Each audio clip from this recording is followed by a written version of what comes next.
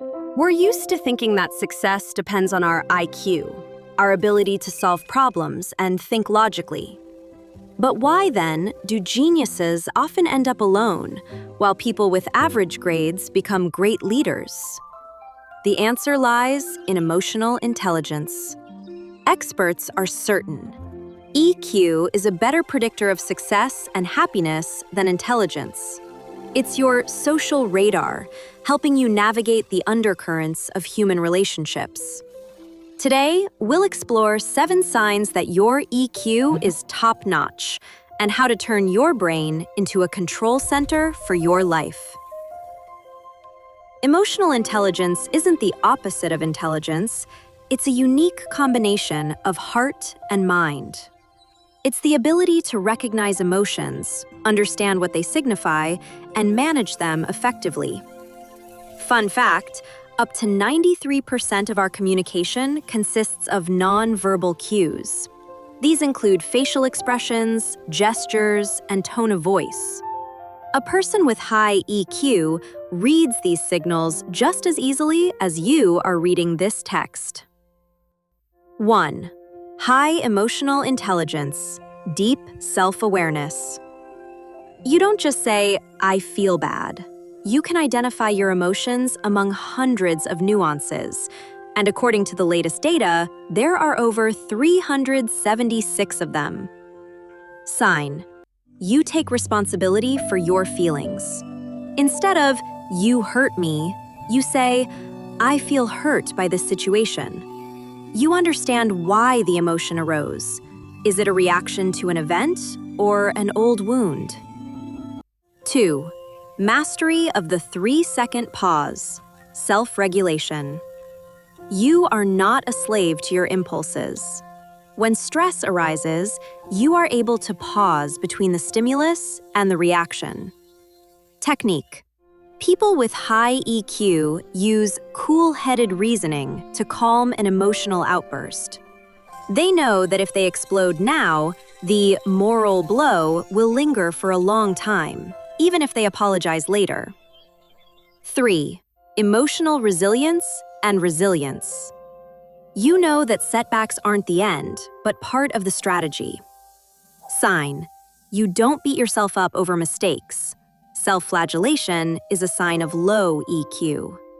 You analyze what went wrong and move forward, maintaining your inner drive and optimism even in difficult times.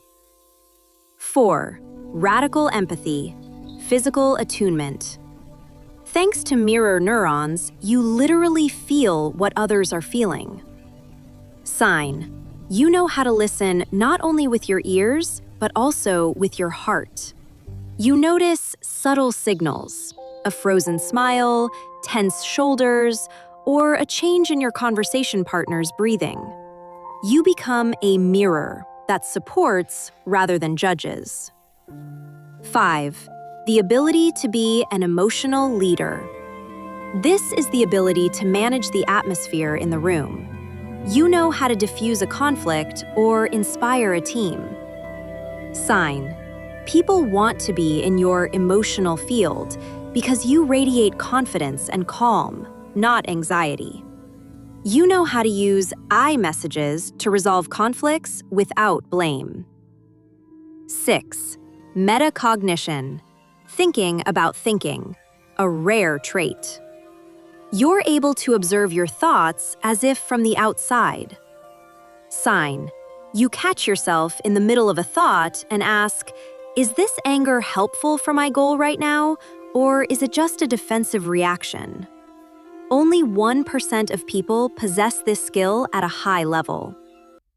7. Continuous emotional development. You know your weaknesses and are willing to learn.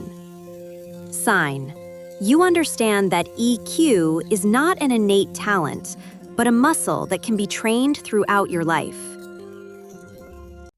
If you don't recognize all of these signs in yourself, that's okay.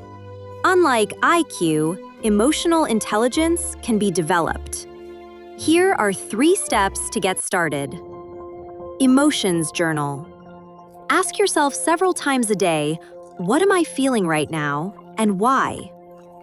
Reframing. Learn to rephrase situations. Instead of, I'm under terrible stress, say, my body is mobilizing its resources to tackle an important task. Emotional hygiene. Find your own way to let off steam. Exercise, sleep, meditation, or talking to a loved one. Remember, pent-up emotions are like a spring that will snap sooner or later. Emotional intelligence is your ability to be the master of your own house, not a guest in your own emotions. It's the path from, I can't do anything about myself, to, I'm in control of my state of mind and my life. Question for you. Which of these 7 signs is the hardest for you? Write in the comments and we'll break it down in the next videos. Subscribe so you don't miss new episodes about how our brain works.